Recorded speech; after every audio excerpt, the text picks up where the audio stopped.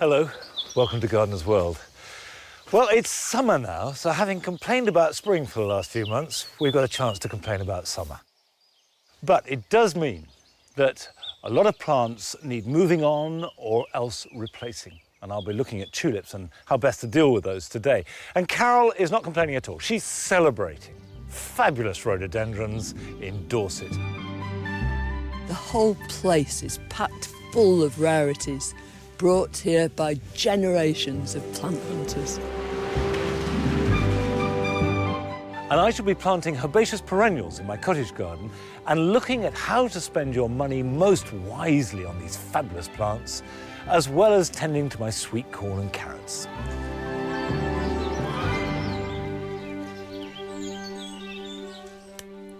Just snapping off the seed heads of these tulips.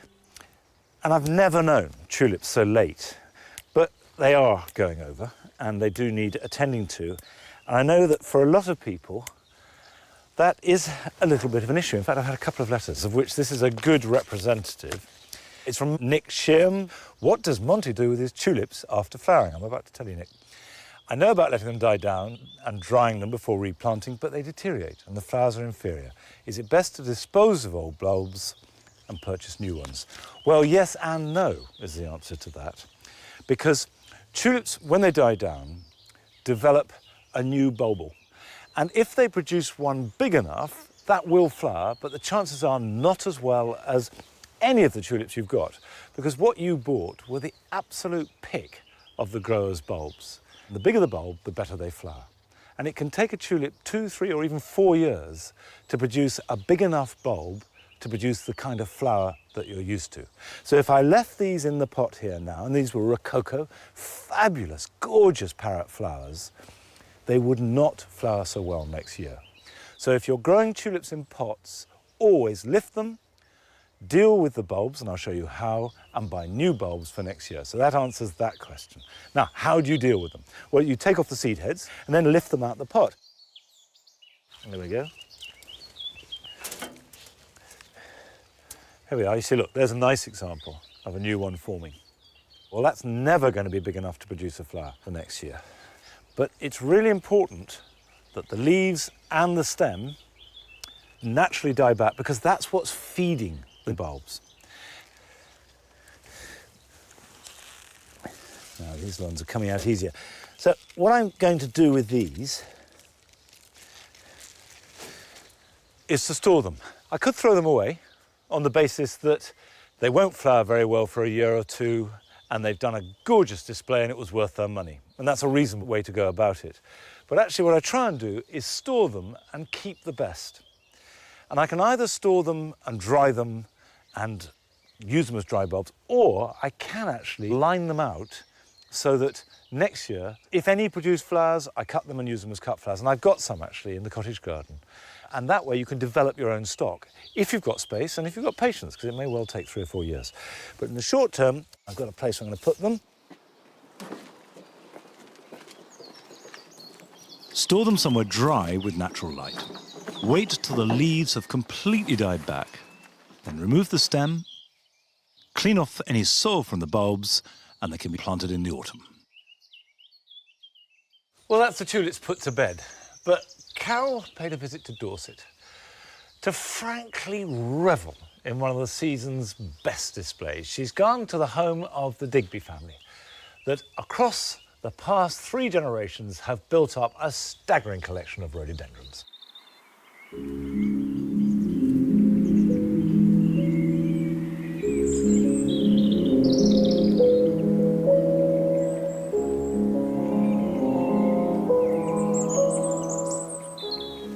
When you step into the gardens of Minton House, it's like entering a whole different world. It's almost as though you'd woken up and found yourself walking along a track in the Himalayas. The whole place is packed full of rarities, brought here by generations of plant hunters. These intrepid explorers risked life and limb. Men like Joseph Hooker and George Forrest travelled all over the Himalayas collecting plants, including many of the rhododendrons that now decorate this Dorset valley.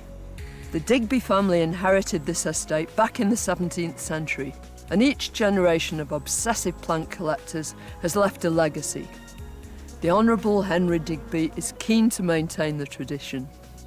My grandfather, great-grandfather and my father all sponsored many of the plant hunting trips to China.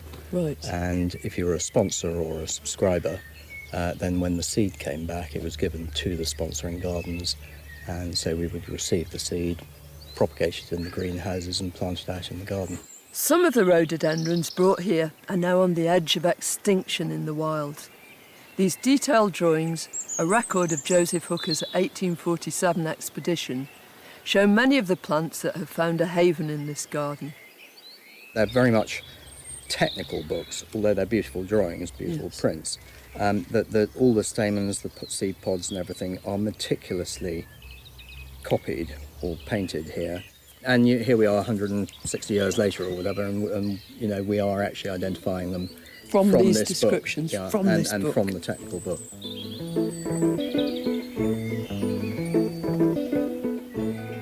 Head gardener Ray Abraham's task is to look after this unique collection of historic plants. This looks really special. What's this one? This is Falconeri that came to this garden from the Hooker collection.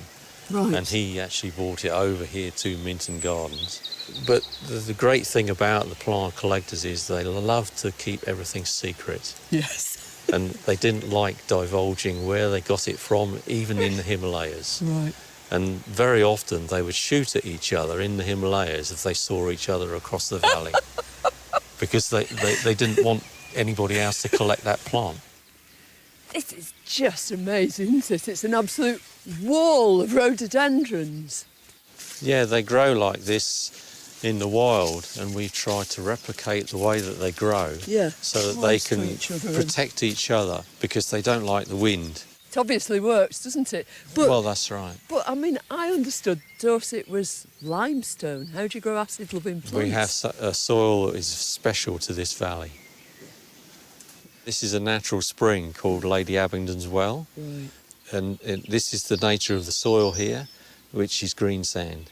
All the rhododendrons are grown on this green sand. So what is green sand? Well, green sand is a very, very acidic soil. Yeah. Through thousands and thousands of years of rotting matter, and the green sand becomes acidic, if you like, as in natural leaf mould. Because of the more acidic nature of it, the flowers produce brighter colours. And what a dazzling array of colours. The towering pink of Griseanum King George, or the compact yellow of Wardeye, in brilliant contrast to the riot of purple Augustinii. But Ray's not content. He wants to hybridise these amazing plants to create even more new varieties. The whole idea of this plant is to create it, turn it red in the future. What, you want this in red? Everything in red.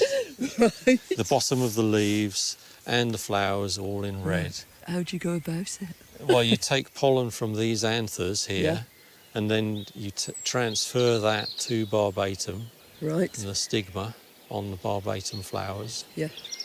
He can hybridise using the pollen of the barbatum right now, or store the anthers for use later. I can cut the anthers off, Yeah. so I can actually put that in the freezer and keep it for a year.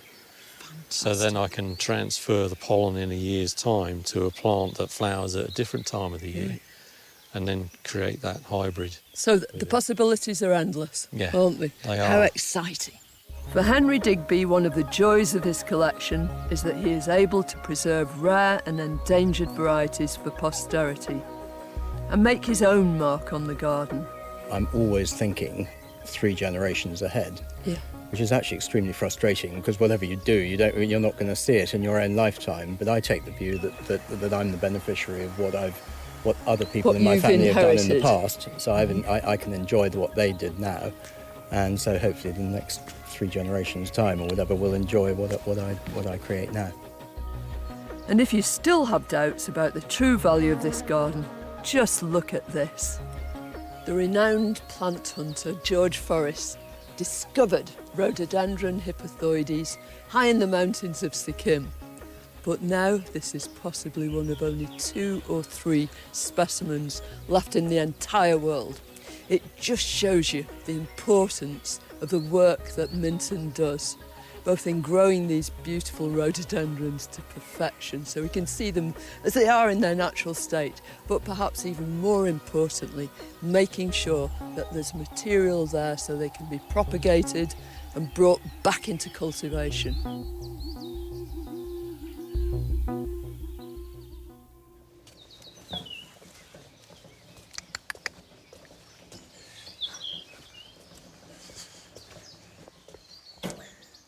I've got some perennials to put in the cottage garden. Now, the cottage garden is evolving, and I'm adding in the lovely medley, the random mix that comprises the heart of any cottage garden. So, for example, I've got white currants here next to a rose. We've got pinks growing in a very informal mix.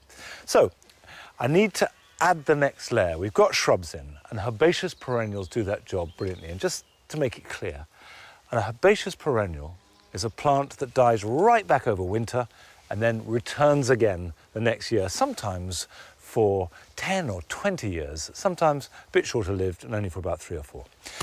Now, herbaceous perennials are wonderful, and every garden should have as many as possible. The trouble is they can be quite pricey, particularly if you're buying a lot. But there are ways of spending your money wisely. The first thing to do is to look for small plants. This is a campanula lactiflora Pritchard's variety. And it makes better economic sense to buy 3 of these and plant them in a group than to buy one that is 3 times as large. Because what you'll be paying for there, as much as anything else, is the nurseryman's time. They've got to water them, they've got to protect them, they've got to repot them, and that costs money. Whereas if you let the time happen in your garden, you get the benefit of the plant and you get it cheaper. So that's tip number 1. The second thing to do is to buy a large plant, as big as possible, and divide it and make yourself more plants from one. You could make 3, 4, 5 clumps that by next year, each will be as big as this plant. So effectively in 1 year, it's cost you 1/5 of what it otherwise would. This is a Michaelmas daisy. Now, all you have to do is take it out, and you can see that's pretty pot bound. So that plant has been in that pot for too long, and sometimes a really big plant will be going quite cheaply because of that. They want to get rid of it. And we simply break that up, and you can use your fingers and thumbs and get in there like that. And don't worry about damaging the roots too much, because there's plenty of them and it's inevitable anyway. There we go. Now that's 2 decent sized plants. So immediately we've halved the cost of this aster. Now if I wanted to, I could break them down into individual plants. Each of these will grow. And I've got what, 1, 2, 3, 4, 5 plants just in that clump. And I could either plant them individually in the soil or pot them up and grow them on. But what I'm going to do is plant about 4 or 5 asters in here, which will stay separate this year, but by next year will have made one really big, dramatic clump. And that way, for the cost of a relatively small plant, which cost under £7, I've got something that will cost me £20, £30 to buy.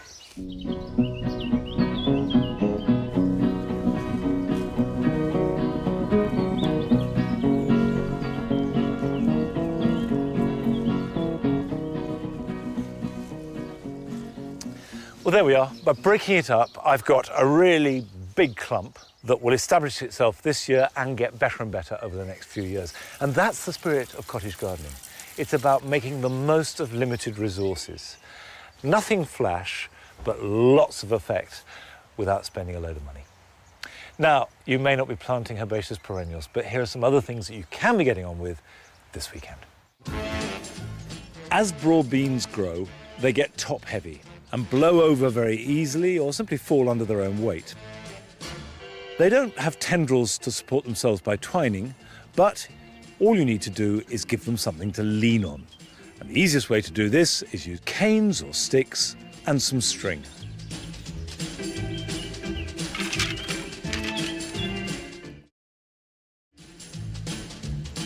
Now is the perfect moment to lift and divide primroses.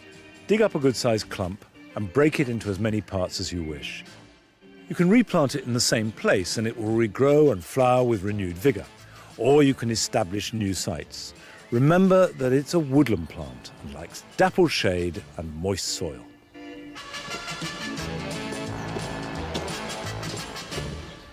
Some herbaceous perennials, like this Lysimachia ciliata firecracker, can grow very strongly and dominate a border. If you cut some of it back by about half, it lets light and air into the plants around them. It staggers the flowering season of the Lysimachia and also extends the pollinating season for insects. Come on, now. Come on.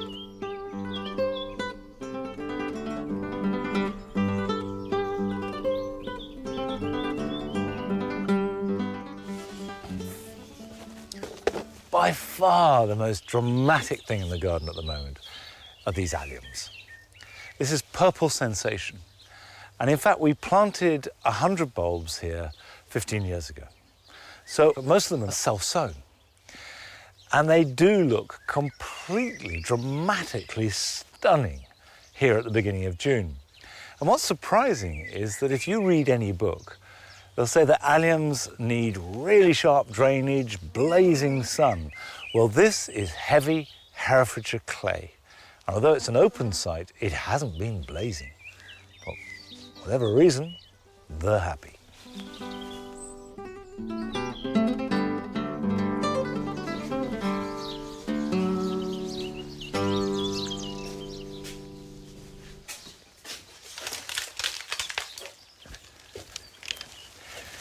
These are the sweetcorn that I sowed a few weeks ago, and you can see that they've all germinated successfully and grown really well. But they have exhausted the goodness from this seed compost. And seed compost doesn't need to be rich and good. Its sole purpose is for the plant to establish. And sweetcorn really needs rich soil, lots of sun and good drainage. And if you've got that in your garden, these could go straight out. I mean, if I take one out of its plug, you can see that it's got a nice root system. That's a perfectly good plant. It's starting to get a little bit root bound, so needs moving on. But in this garden, where you've got heavy soil, the nights are still cold, and if it's cold and wet at the same time, sweetcorn will hate that. They really, really need heat to thrive. So I'm going to put them on, and then I'll plant them out. And I don't know when that will be. It could be another month. It could be in a couple of weeks' time. Now I've mixed up a really nutritious mix, which is bark-based potting compost, which I've bought, mixed up with sieved garden compost and some grit, and actually a little bit of leaf mould too. The grit gives it better drainage, but the critical thing is garden compost is not only giving it more nutrition, but also it's adding that bacterial, fungal relationship with the soil, which is so important. And just pop the plug in, fill around it, and shake it. Don't push and prod the plant in, because that will just damage the roots. That's absolutely fine like that.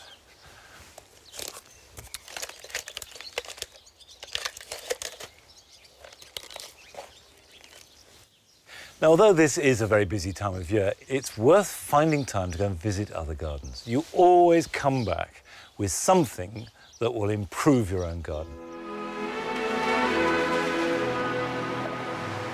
London is packed full of gardens. Many of them are preserved for the very wealthy and locked away from prying eyes.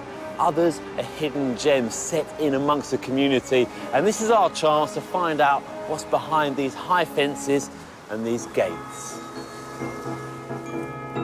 Park Square is one of the largest of the traditional garden squares opening all over the city. Kevin Powell is the head gardener here. This is a treat. Yeah, welcome to Park Square. Yeah. This dates back to the Regency times, doesn't it? It does, yes. So how's that reflected in the design here? And the idea was to create the country in the urban setting Right. as a respite to the hustle and bustle further down in Regent Street. Sort of planting design of the time was to have a lot of green with definitions, punctuation of the odd spire of colour. I'm so glad you're opening it and you can get in here. I've driven past here a million times. I've driven pretty much all the way around it but never got in here. But it's not just traditional spaces here in London that are throwing open their gates to the public. Garden Barge Square is a unique collection of gardens moored on the Thames. This is great. Yeah, it's what a garden's all about, really. A sense of exploration, finding something new at every turn. And you're moving from one barge to the other. And look, some good evergreen planting. This is Geranium madurense. This is not a hardy plant at all. This is from the island of Madeira.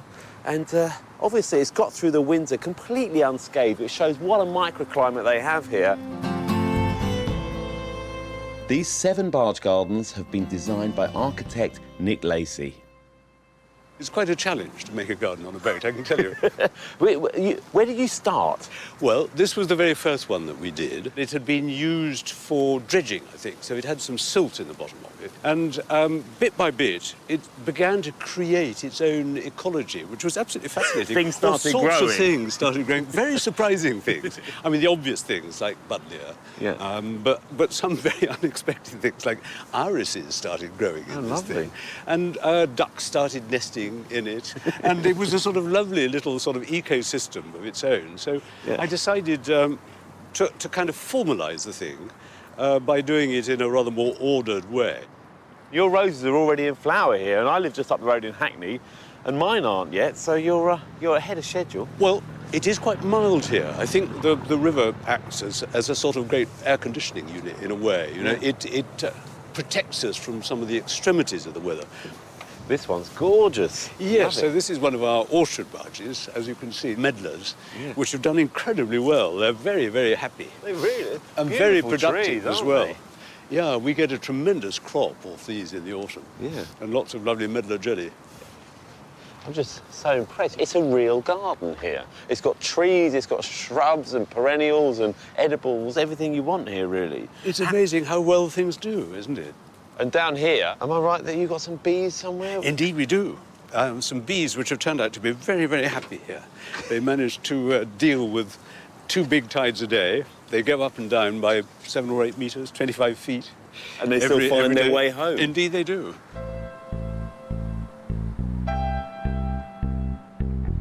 On the other side of the river is the Lillington and Longmoor estate, an urban housing development built in the 60s with open spaces in mind. Jim Myers looks after the communal spaces. Jim, this estate is known locally as the Hanging Gardens of Pimlico. That's right. But there's several gardens within this estate. Here is the exotic garden. Then we got what are called the med beds with the Mediterranean-style plants in. There's a sensory garden which sort of deals with smells, feels. There's a sort of small woodland-style garden at the far end which is left to grow a bit wild. Yeah, there's a multitude of gardens beside all the gardens that people have in their balconies. Yeah, then you've got the balconies and everybody overlooking it, people are Yeah. gardening on their rooftop spaces and everything. It's What a place. fantastic. Many of Lillington's residents are keen gardeners, including Sancha. She was attracted to the estate because of its gardens. Wow, it's a little paradise in the sky, isn't it? Yes, my little bit of paradise. You're a bit of a plantaholic, I can tell. Yes, yes. And you've got an orchard at the back here as well, plenty of Yeah, trees. and lots of soft fruit as well. Feels like proper horticulture's going on here. It's not Yep. just mowing lawns and cutting a few trees back. No, the gardeners work so hard and keep them looking great. And that was another attraction when I came here, that there obviously were gardeners all over the place. There's a myriad of gardens to experience during this open garden square weekend, whether it's Lillington, barge gardens on the Thames, or traditional squares like Park Crescent. I've lived in London all my life and I didn't know that some of these gardens even existed. It just reflects the diversity, not only of horticulture, but the communities that come together and get to know each other through gardening.